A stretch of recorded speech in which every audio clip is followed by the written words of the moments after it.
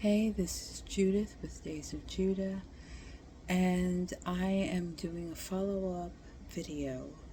I made another video a while ago talking about how our family is exploring homeschooling, how this is the journey that we wanted to take with our children, that we've had a lot of thought about, a lot of reading about, and we are diving in.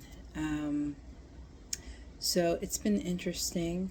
It's just really been dipping our toes in and dabbling at this point. Um, it's September, so we're going to officially start, even though I've already started. Like, I kind of was doing stuff from back in January, but I'm thinking of this as like in my brain as like a time, like, okay, beginning. Um, yeah, but before I dive into all that, let me back up because I'm trying to be as informative about our process and as helpful as I can to others. So, uh, the first thing that I did was I went onto the HSLDA website, and that is the Homeschool. I gotta see the letters in my head. Homeschool League Defense Association. I think I got everything in there. And basically, they are an organization that legally will support and help homeschoolers throughout the U.S.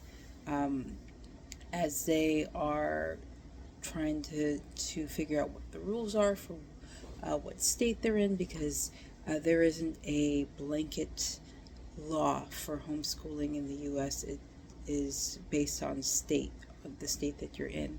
So it's a great website to go on and just find out what your state laws and regulations about homeschooling are.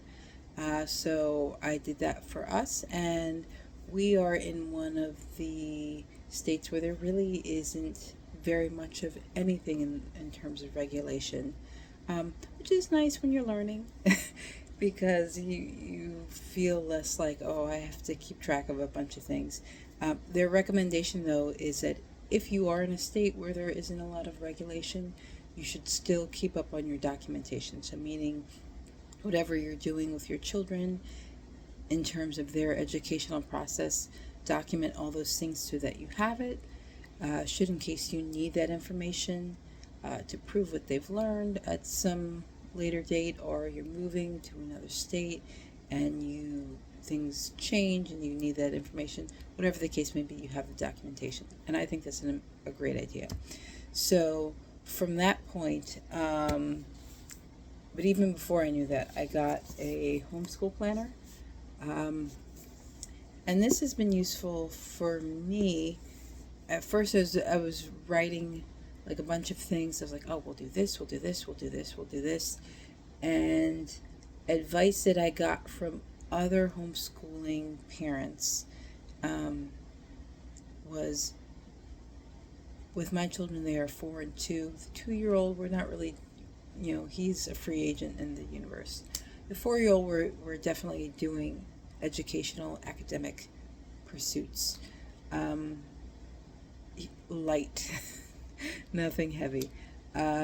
So other homeschool parents recommended just whatever you do in the day, write it down afterwards, which has actually been a whole lot easier. So I would go through our day, and if we worked on reading or writing or things like that, then I would just write that down afterwards.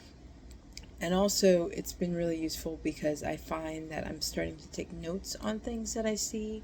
So if we worked on simple addition, and I saw there was a part of that concept that was confusing, or that my daughter wasn't grasping, then I would just make a note of that, so that maybe I could come back and revisit that later, or just to know, just for information.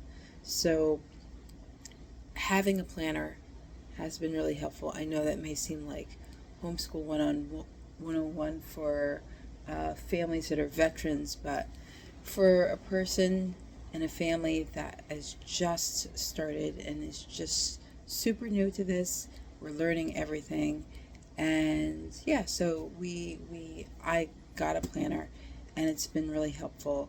Um, and I got one that is dateless, which has also been helpful because there's been times, like I said, we kind of started a little bit in January, and there have been times where things have just, like, life has happened, and we fell off. So it was nice to have a date list, because I was like, okay, we missed some time. I can just keep on with the weeks, as opposed to feeling like, oh, there's this big gap and empty space in this book. I can just keep on. So that is one thing that we've been doing. As far as curriculum, I was not aware, but I'm aware now that there is a whole sea, an ocean full of curriculum, or curricula, if it's plural, is it curricula? Anyway, of learning materials available to the masses if you will have it, ranging from free to, oh my goodness, who pays that much money for something in that range? So there's all kinds of things, there's all kinds of ways to homeschool. I can't even go through all of them right now, but let's just say you, I heard that using the term, think of yourself as your child's educational coordinator, and that's so, feels so smart, because there's so many ways to pursue this educational journey with your child. So you could be the parent that is teaching them all the things, which is probably easier when they're younger, or the parent that is setting up ways for them to learn all the things. So whether you're hiring tutors, or they're doing school online, or they're doing some kind of hybrid thing, or a co-op, or like, there's just so many ways, and there's so much in the way of curriculum. So yeah, so for where we are right now, um, as far as style of homeschooling, I think at this point in time, I am leaning more towards a unschooling approach, and super super simple boiled down version of that. Um, and and I'm just saying what I understand is that this is a child led approach. So really observing your child, your children, how they learn, how they take in information, and gearing their academic experiences or their educational learning time to them, like very, very specifically. So if they want to learn about space, then you are doing lessons on space, or things like that, are creating opportunities for them to learn about space. Um, so things like that. So, and then that's a super simple way to, I guess, approach it. So that feels like it makes sense for us right now. Um, when I look at the way our family functions, the way our daughter functions, and with her being so young, with her being 4, unschooling seems like a really great idea right now, an unschooling homeschool style. I do have some books. I don't know if you have a single book, if you would call it curriculum or not. I don't know. But we have some, and they are not fancy anything. I got them at Amazon, on Amazon and Target. And before that, I was getting the little worksheet books from Dollar Tree, because they were there at Dollar Tree, and my daughter loved doing these little worksheet things. So, but here we have the complete book of preschool, and I got this because, well, maybe it's not the complete preschool, but it covers basic skills, writing readiness, reading readiness, math readiness. So I figured we would just go through this and see what my daughter knows, what concepts she understands, you know, where she is. So I got this during that great big time of lockdown. I I had purchased this. Well, I got this one at. Actually, I got this at Staples. I got this at Staples.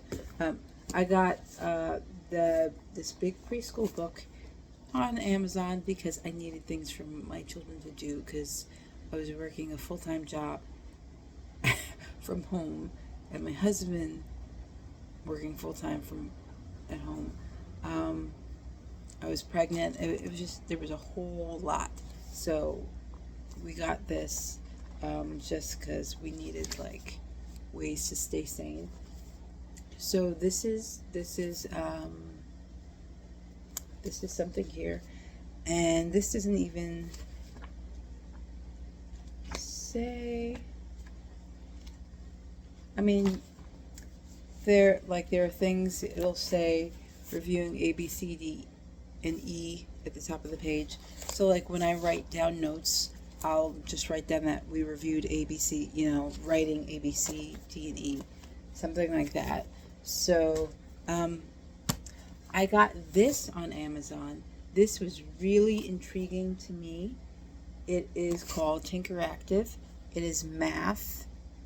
I got kindergarten just because it seems like our daughter knows some of the other concepts that they're kind of easy for her. But I don't expect her to know everything in here, and it's not about that. It's just seeing where she is. But this was cool because this has their approach is they do like you're learning your skills and things like that, but they also have projects and things where they have a let's tinker, let's engineer, and I think that's really wonderful for my 4-year-old who's always tootling about doing something and her always asking questions. So I thought that was a really wonderful way to approach math instead of something that's super dry. So I have that. And then finally, another Amazon purchase. We have a phonics storybook.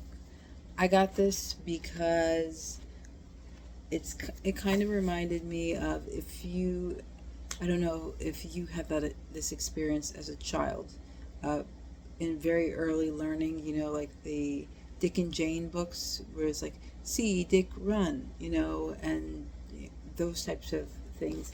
And I just wanted something that was really, really simple so that I could begin to explain, sounding out letters to sound out words,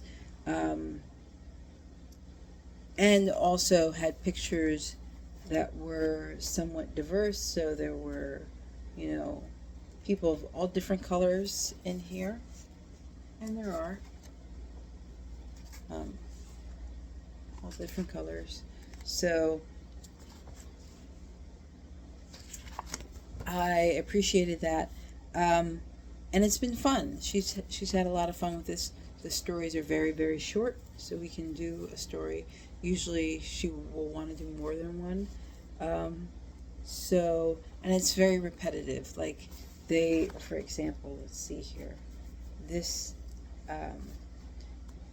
page, the words that they use are map, gap, cap, wrap, zap. So it makes it easy to have success.